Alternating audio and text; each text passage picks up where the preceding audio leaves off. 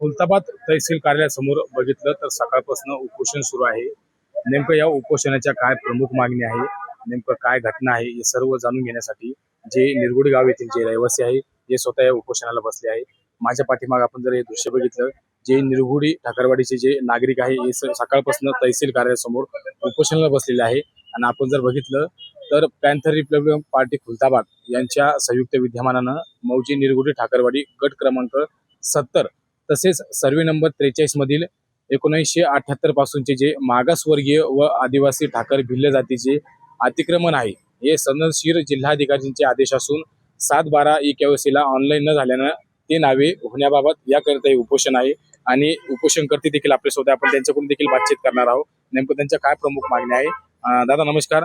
बघितलं तर सकाळपासून आपण तहसील कार्यालयासमोर बसलेला आहात, आपल्या नेमकं या उपोषणाच्या काय प्रमुख मागण्या?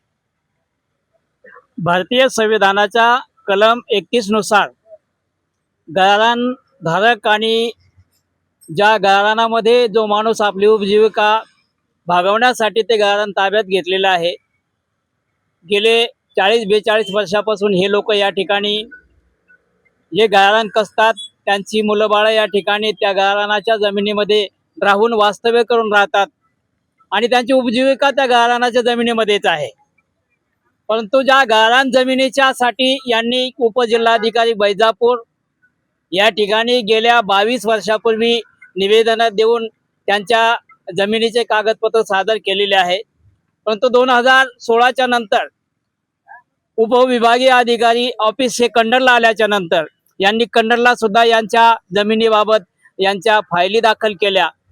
परंतु फायली दाखल केल्याच्या नंतर 2022ला आपल्या संभाजीनगरचे जिल्हाधिकारी यांनी आदेश दिला की तहसीलदारांनी या अतिक्रमण धारकाचे नाव सनदशीर मंजूर करावे, त्यांना 7/12 द्यावा। परंतु आजपर्यंत आज 2026 आहे, यांनी कुठल्याही प्रकारची दखल घेतलेली नाही, म्हणून या ठिकाणी उपोषणाला बसलेलो आहोत। या संदर्भात आपण जे प्रशासन आहे यापूर्वी देखील त्यांच्याकडे पाठपुरावा केला होता का?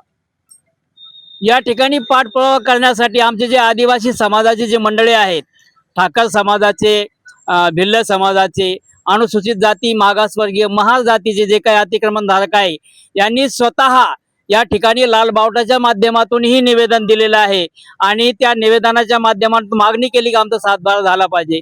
परंतु इथल्या मस्तवाल सरकारने या अधिकाऱ्याने तलाठी मंडळ अधिकाऱ्यांनी कुठल्याही प्रकारचा निर्णय घेतलेला नाही, म्हणून हे प्रकरण आजपर्यंत पेंडिंग आहे। मागण्या पूर्ण न झाल्यास आपली पुढची दिशा काय असणार आहे? आम्ही या ठिकाणी जोपर्यंत आमचा 7/12 बनत नाही, या अतिक्रमण धारकांना न्याय मिळत नाही, तोपर्यंत आम्ही या ठिकाणी उपोषणामध्ये बसलेलो राहणार आहोत। एक शेवटचा प्रश्न, आता आपण सरकारला, प्रशासनाला काय आव्हान करणार आपल्या उपोषणाच्या मार्गे? हे बघा, आपल्या महाराष्ट्र शासनाचे महसूल मंत्री चंद्रशेखर बावनकुळे मुंबईला बसतात आणि त्या ठिकाणी कुठल्याही प्रकारचे आदेश काढतात आणि त्या आदेशाची अंमलबजावणी यांचे अधिकारी कुठल्याही प्रकारचा निर्णय घेत नाही, म्हणून आम्ही त्यांचा या ठिकाणी रोष व्यक्त करतो आणि महाराष्ट्र शासनाचा या ठिकाणी या उपोषणाच्या माध्यमातून धिक्कार करीत आहोत। त्यांनी आम्हाला जोपर्यंत न्याय देत नाही तोपर्यंत महाराष्ट्र शासनाला आम्ही या ठिकाणी दुसरे देणार आहोत, अशीच आमची मागणी या ठिकाणी आहे। नक्कीच होते उपोषणकर्ते यांनी देखील सांगितलं आहे, जोपर्यंत आमच्या मागण्या पूर्ण होत नाही तोपर्यंत आम्ही तहसील कार्यालयात उपोषण सोडणार नाही, अशी देखील त्यांची मागणी आहे। आणि तोपर्यंत बावनकुळे साहेब आमच्या मागण्या मान्य करत नाही तोपर्यंत आम्ही असंच ठाम उपोषणाला बसणार आहोत, असं देखील पवित्र त्यांच्याकडून घेण्यात आलेलं आहे। नवनवीन घडामोडी पाहण्यासाठी स्टार महाराष्ट्र न्यूजला सबस्क्राईब करा आणि ताज्या बातम्यांचे अपडेट मिळवण्यासाठी बेल आयकॉनला प्रेस करा आणि परिपूर्ण बातमी बरोबर रहा, इतरांपेक्षा एक पाऊल पुढे।